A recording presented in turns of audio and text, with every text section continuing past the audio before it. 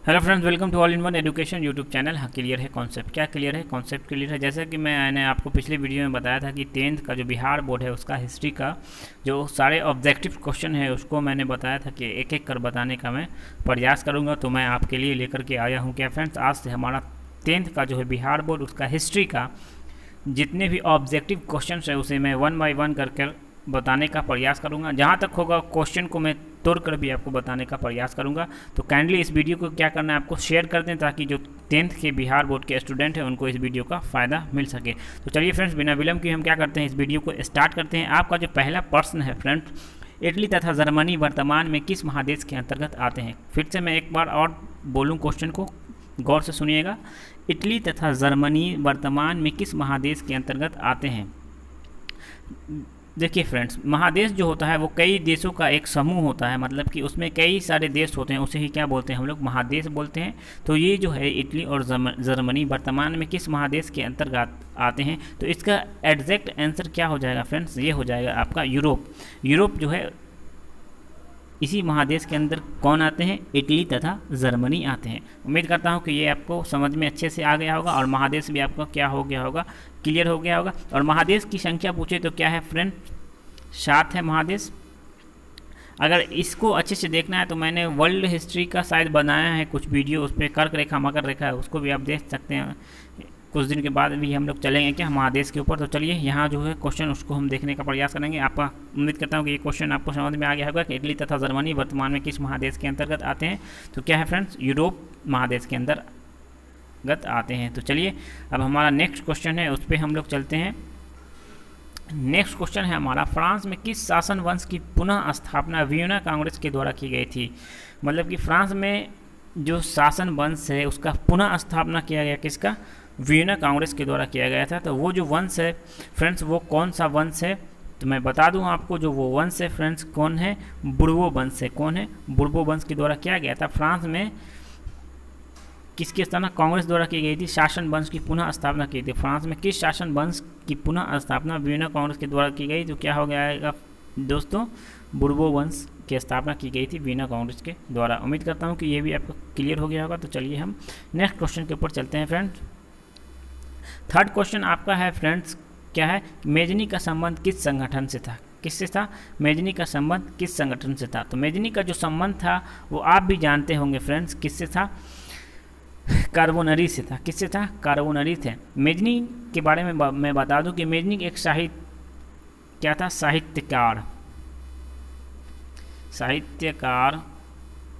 साहित्यकार गणतांत्रिक विचारधारों का समर्थक और सेनापति था। कौन? मेजनी था। तो चलिए उम्मीद करता हूँ ये भी क्वेश्चन आपका हो गया कि मेजनी का संबंध किस संगठन से था? कार्बोनरी से था। कार्बोनरी से था। चलिए नेक्स्ट क्वेश्चन के ऊपर चलने का हम प्रयास करते हैं। नेक्स्ट जो क्वेश्चन है हमारा फ्रेंड्स, नेक्स्ट क्वेश्चन हमारा है कि इटली एवं जर्मनी में एकीकरण के विरुद्ध निम्न में से कौन था? इटली और जर्मनी का जो एकीकरण हुआ था, तो इस ऑप्शन में से आपको छांटना है कि इनमें से कौन किसके विरुद्ध था? इटली और जर्मनी के एकीकरण के विरुद्ध था। किसके? इटली और जर्मनी के एकीकरण के विरुद्ध था। तो वो हो जाएगा आपका आंसर। इसमें से क्या हो जाएगा विद्यार्थीगण? क्या हो जाएगा? सी हो जाएगा। क्या हो जाएगा? सी हो जाएगा। ऑस्ट्रिया जो था इटली और जर्मनी का एकीकरण का विरोध कर रहा था, उसके पक्ष में नहीं था। कौन? ऑस्ट्रिया। तो चलिए उम्मीद करता हूं कि ये भी क्वेश्चन आपका क्लियर हो गया होगा। तो चलिए आगे है कि क्वेश्चन की ओर हम लोग बढ़ते हैं। पांचवा क्वेश्चन जो है फ्रेंड्स वो है कि काउंट काबुर को विक्टर एमेनुअल ने किस पद पर नियुक्त किया था? ये जो काउंट काबुर है उसको विक्टर एमेनुअल ने एक पद दिया था, उसी का नाम हमसे पूछा जा रहा है, जिसमें से आपका ऑप्शन है सेनापति, फ्रांस में राजदूत और प्रधानमंत्री और गृह मंत्री। तो इसका जो एग्जैक्ट आंसर हो जाएगा फ्रेंड्स वो हो जाएगा क्या? प्रधानमंत्री। काउंट काबुर जो है, काउंट काबुर ने विक्टर एमेनुअल को जो पद दिया था, नियुक्त किया था, वो कौन सा पद था? प्रधानमंत्री का पद पर क्या किया गया था? उसको नियुक्त किया गया था। तो चलिए आगे हम नेक्स्ट क्वेश्चन को देखते हैं। नेक्स्ट क्वेश्चन है हमारा दोस्तों, गैरीबोल्डी पेशे से क्या था? क्या है क्वेश्चन हमारा? गैरीबोल्डी पेशे से क्या था? तो गैरीबोल्डी जो था फ्रेंड्स पेशे से क्या था? नाविक था। क्या था? नाविक। पेशे से क्या था? गैरीबोल्डी नाविक था। ये भी क्वेश्चन आपका हो गया फ्रेंड्स। चलिए 7वें क्वेश्चन पे हम लोग चलते हैं। जर्मन राइन राज का निर्माण किसने किया था? और क्वेश्चन है आपका, जर्मन राइन राज का निर्माण किसने किया था? ऑप्शन है लुई 18वां, नेपोलियन बोनापार्ट, नेपोलियन द्वितीय, बिस्मार्क। जो फ्रेंड्स इसका जो सही आंसर हो जाएगा आपको क्या हो जाएगा, जर्मन राइन राज की स्थापना जो कहता है क्या हो जाएगा, option Napoleon Bonaparte. Napoleon Bonaparte जो क्या किया था, जर्मन राज का क्या किया था, निर्माण किया था, किसके द्वारा किया गया था, नेपोलियन बोनापार्ट के द्वारा। तो चलिए हम अगले क्वेश्चन की ओर चलते हैं। 8वां क्वेश्चन जो है फ्रेंड्स आपका क्या है कि जालबेरिन कैसी संस्था थी? कई सारी संस्थाओं को बनाया गया था, जिसमें से क्या है फ्रेंड्स, एक कौन सी संस्था जालबेरिन है। जालबेरिन कैसी संस्था थी, हमसे ये पूछा जा रहा है। तो आपका ऑप्शन क्या है विद्यार्थीगण, क्रांतिकारियों की थी, व्यापारियों की थी, विद्वानों की थी और पादरी एवं सामंतों की थी। तो फ्रेंड्स क्या है ना, ये जो जालबेरिन जो संस्था थी वो क्या किसकी थी, तो व्यापारियों की थी। व्यापारियों का एक संस्था था जिसे क्या बोला जाता था, जालबेरिन बोला जाता था। तो चलिए अगले क्वेश्चन की ओर चलते हैं फ्रेंड्स। अब देखिए ये काफ़ी इंपॉर्टेंट है, कई बार एग्जाम में पूछे जाते हैं। रक्त एवं लौह की नीति का अवलंबन किसने किया था? रक्त और लौह की नीति हम लोग कई देखे थे कि जैसे हम लोग देखे थे मेजनी को देखें कि मेजनी क्या था, मेजनी साहित्य गणतांत्रिक विचारधाराओं का समर्थक था और योग्य क्या था, सेनापति भी था। तो हमारा यहाँ है कि रक्त एवं लौह की, कई सारे लोग आए जर्मनी इटली के एकीकरण के लिए, तो कई लोगों ने अपना अपना क्या दिया, नीति दिया, जिसमें से हमसे पूछा जा रहा है कि रक्त एवं लौह की नीति कौन अपनाया था। तो इसका जो सही आंसर हो जाएगा फ्रेंड्स, रक्त और लौह की नीति अपनाया था बिस्मार्क। किसने अपनाया था? बिस्मार्क ने अपनाया था। तो चलिए नेक्स्ट क्वेश्चन जो 10वां क्वेश्चन हमारा है, फ्रैंकफर्ट की संधि कब हुई थी? पूछा जा रहा है कि फ्रैंकफर्ट की संधि कब हुई थी। तो फ्रैंकफर्ट की जो संधि हुई दोस्तों वो 1871 में हुई थी। कब हुई थी? फ्रैंकफर्ट की संधि 1871 में हुई थी। तो चलिए आगे का क्वेश्चन हमारा 11 नंबर पर हम लोग पहुँच चुके हैं। तो 11 नंबर क्वेश्चन जो है हमारा क्या है, नेपल्स की क्रांति कब हुई थी? किसकी? नेपल्स की क्रांति। तो ये जो नेपल्स की क्रांति हुई थी दोस्तों कब हुई थी? 1821 ईस्वी में कब हुई थी? नेपल्स की क्रांति हुई थी। तो चलिए आगे का हमारा क्वेश्चन जो है, नेक्स्ट क्वेश्चन है हमारा, चार्टिस्ट आंदोलन कब हुआ था? मतलब चार्टिस्ट आंदोलन कब हुआ? तो चार्टिस्ट आंदोलन जो हुआ था फ्रेंड्स, चार्टिस्ट आंदोलन जो हुआ था आपको इंग्लैंड में, कहाँ हुआ था? तो इंग्लैंड में हुआ था। कहाँ हुआ था? तो इंग्लैंड में हुआ था चार्टिस्ट आंदोलन कहाँ हुआ था? इंग्लैंड में हुआ था। चलिए नेक्स्ट क्वेश्चन के ऊपर हम लोग चलते हैं। नेक्स्ट क्वेश्चन हमारा है कि यूनान को एक स्वतंत्र राष्ट्र घोषित किया गया था। मतलब कि यूनान को क्या कर दिया गया था? एक स्वतंत्र राष्ट्र घोषित कर दिया गया था कि हाँ यूनान क्या है, एक स्वतंत्र राष्ट्र है। तो इसकी जो घोषणा की गई थी फ्रेंड्स कब की गई थी? तो 1832 ईस्वी में क्या किया गया था कि यूनान को स्वतंत्र राष्ट्र की घोषणा कर दी गई थी। तो चलिए 13 नंबर क्वेश्चन हमारा हो गया क्लियर। अब 14 पे हम लोग जाते हैं। तो 14 नंबर जो क्वेश्चन हमारा है वो क्या है कि कार्बोनरी संगठन किस वर्ष हुआ था? कार्बोनरी संगठन किस वर्ष हुआ था? तो कार्बोनरी जो है संगठन ये जो हुआ था फ्रेंड्स कब हुआ था? 1810 ईस्वी में। कब हुआ था? 1810 ईस्वी में कार्बोनरी संगठन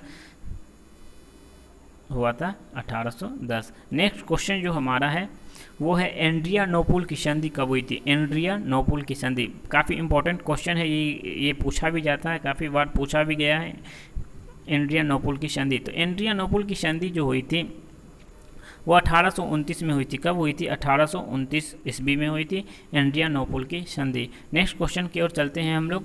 नेक्स्ट क्वेश्चन हमारा है एड्रियानोपुल की संधि किन दो देशों के बीच हुई थी? क्या हुआ था? एड्रियानोपुल की संधि हुई तो किन देशों के बीच हुई थी उसे हम बताते हैं। तुर्की और रूस के बीच हुई थी। किसके बीच हुई? तुर्की और रूस के बीच क्या हुआ था?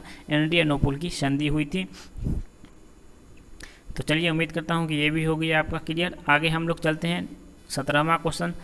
17वां क्वेश्चन जो है क्या है? सेडोन का युद्ध। सेडोन का युद्ध कब हुआ था ये हमसे पूछा जा रहा है। तो सेडोन का जो युद्ध हुआ था किन के बीच हुआ था? मैं बता दूं आपको कि फ्रांस और पर्सा के बीच क्या हुआ था? सेडोन का युद्ध हुआ था। किसके बीच हुआ था? फ्रांस और पर्सा के बीच सेडोन का युद्ध हुआ था। तो चलिए अगले क्वेश्चन की ओर चलते हैं। 18 लग रहा है टाइम, वो मैं आपसे लास्ट में पूछूंगा। 18 नंबर क्वेश्चन आपको उसका आंसर देना है। तो चलिए 19 नंबर क्वेश्चन की ओर चलते हैं हम लोग। पोलैंड के विद्रोह को किसने कुचल दिया था? पोलैंड में जो विद्रोह हुआ था दोस्तों, तो उसको किसने कुचल दिया? पोलैंड में जो विद्रोह हुआ था उससे क्या किया गया, किसने कुचल दिया?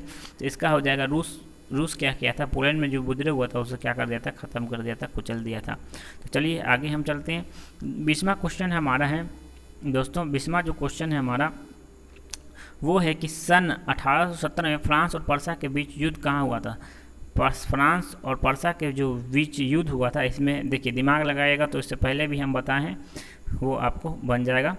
क्या हुआ था? 1870 फ्रांस और पर्सा के बीच क्या हुआ था? सेडान का युद्ध। तो यही होता है कि अगर आपको अच्छे से क्वेश्चन ईस्वी वाला याद करते हैं तो उससे क्या होता है, 2-3 क्वेश्चन आप हल कर सकते हैं आसानी से। तो क्या हुआ? 1870 में फ्रांस और पर्सा के बीच कौन सा हुआ था? सेडान का युद्ध हुआ था। ये आपका क्या हो गया? क्लियर हो गया। तो चलिए आगे हम चलते हैं। अपना 21 नंबर क्वेश्चन है हमारा, क्या है?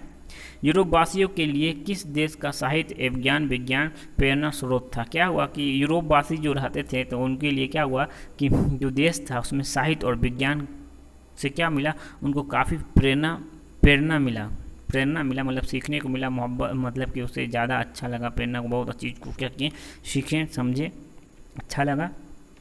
तो क्या था? वो था यूनान। क्या था? यूनान जो था फ्रेंड्स, काफ़ी प्रेरणा स्रोत लगा था किसको? यूनान। यूरोपवासियों को काफ़ी प्रेरणा स्रोत लगा था यूनान। तो चलिए हम क्या करते हैं, अब चलते हैं अगले क्वेश्चन पे। 22 नंबर हमारा क्वेश्चन है कि क्वेश्चन क्या है? युवा इटली संस्था का विकास किया। क्या युवा इटली संस्था का विकास कौन किया था? ये हमसे पूछा जा रहा है। तो इसका सही आंसर हो जाएगा मेदनी युवा इटली संस्था का विकास किया था। तो चलिए आगे की ओर बढ़ते हैं हम लोग। नेक्स्ट क्वेश्चन हमारा है फ्रेंड्स 23 नंबर क्वेश्चन है, बिस्मार्क निम्न से क्या था? बिस्मार्क निम्नलिखित में से क्या था? तो बिस्मार्क जो था क्या था? बिस्मार्क निम्नलिखित में से क्या था? आपका ऑप्शन कवि, नाटककार, संगीतज्ञ, कूटनीतिज्ञ। तो मैंने आपको पहले ही बताया था कि स्टार्टिंग में कि जो कई तरह के लोग आए जो अपना अपना, किसी ने रक्त और लौ की नीति, तो कभी किसने क्या, तो कभी मतलब कि कोई नाविक था जो काफ़ी मतलब कि साहित्यकार भी था। सब अपने अपने विचारधाराओं से अपना अपना विचार प्रकट करते थे। तो उसी में से पूछा गया बिस्मार्क निम्नलिखित में से क्या था, इसके बारे में पूछा गया है। तो बिस्मार्क जो था दोस्तों, बिस्मार्क क्या था? ये कूटनीतिज्ञ था। क्या था? कूटनीतिज्ञ था, कूटनीति करता था। कूटनीति से इसमें काफ़ी सारे परेशानियों क्या किया था, उसने दूर किया था। कूटनीति अपना दिमाग लगाकर कूटनीति कर करके। तो चलिए 24 नंबर क्वेश्चन है हमारा कि सार्डिनिया पिडमॉन्ट का शासक कौन था? क्या था? किसका? सार्डिनिया पिडमॉन्ट का शासक कौन था? तो सार्डिनिया पिडमॉन्ट का जो शासक था फ्रेंड्स वो था विक्टर एमेनुअल था। इसी को क्या किया गया था? परिवहन मंत्री के पद पर क्या कर दिया गया था? नियुक्त किया गया था। तो चलिए नेक्स्ट क्वेश्चन की ओर चलते हैं हम लोग।